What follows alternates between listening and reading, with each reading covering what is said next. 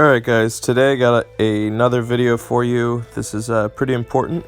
A lot of you guys have been requesting and asking for content, video stuff on Alliance Wars. What the heck is it? How do we be competitive? What do we do? So I'll tell you right off the bat, currently 7 Days Departed is 4-0 in Wars. And we've faced the top alliances. We had a few of us a part of the beta program with Alliance Wars, so we had a pretty good perspective on how to compete in Alliance Wars. But I'll tell you, they change things every single time, and it's been different. But I feel that this video is appropriate now because the wars are pretty consistent now. They haven't changed much. I think that they've found the right algorithm as far as setting things up and scoring and everything like that. So in this video, I want to talk about the preparation needed, your hero character development, as well as the defensive heroes to be utilizing and using. And then I'll probably make an offensive video to show you that perspective.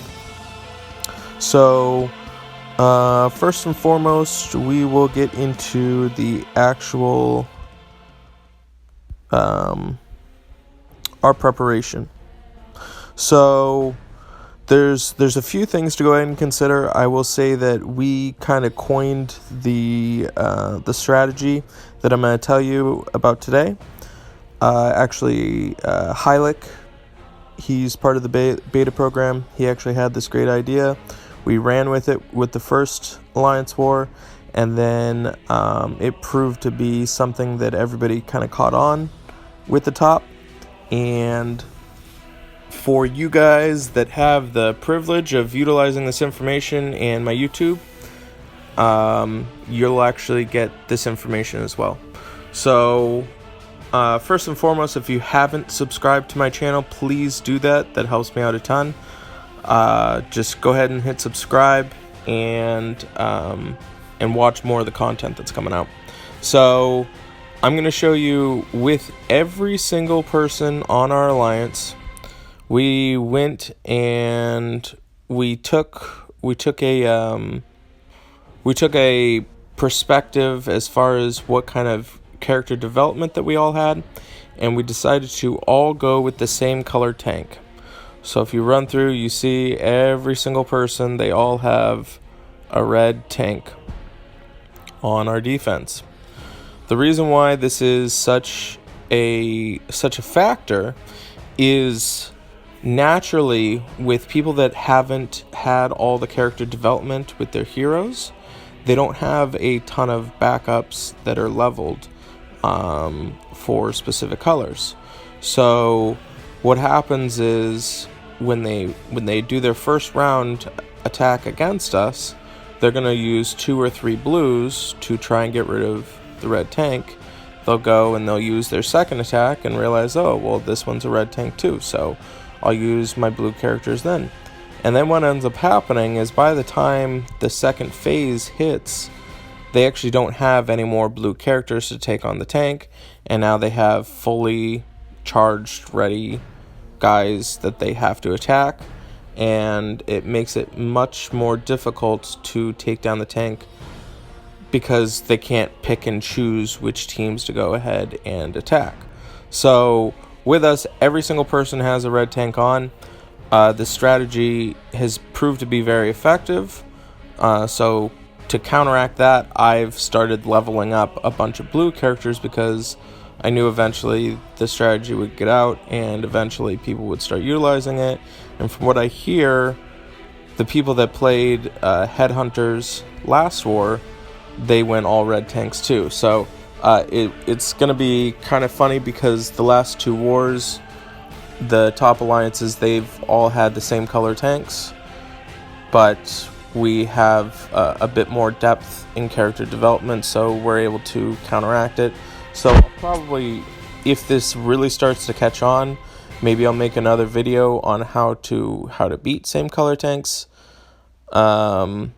And what I've done in preparation, which I'll actually show you a lot of my offensive strategy in the next video. So that's kind of the first stage as far as what I recommend currently right now in Alliance Wars. This will probably catch on. It's probably a good strategy in general.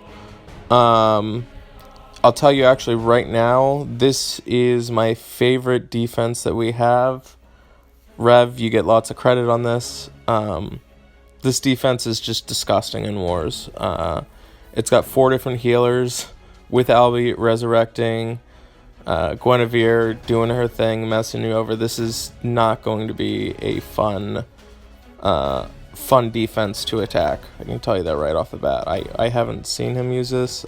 I think he just got Delilah up to 80, so this is probably the first time he's utilizing her.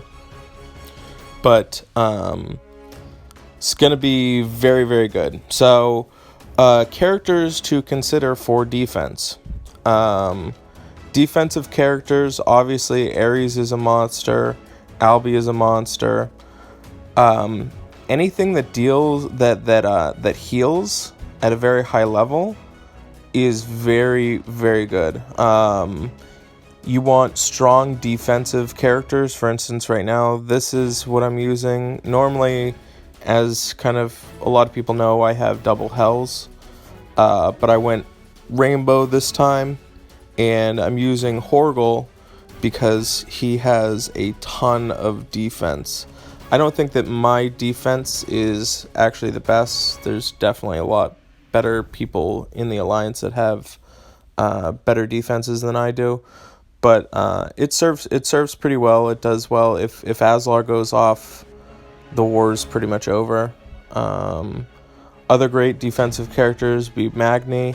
Anything that's going to deal damage and also up your defense or keep you alive longer is going to be really beneficial. I'm curious to see how Delilah does, because I think this is probably the first time that we have some 80 Delilahs that are going to be on the defensive side. So she'll probably do pretty well. So yeah, so that kind of breaks down kind of what it is that we're doing over here at the top. So hopefully that helps. And I'll get more into the offensive strategy in the next video. So again, if you could do me a favor, go ahead and subscribe. Helps out a ton. Thanks, guys.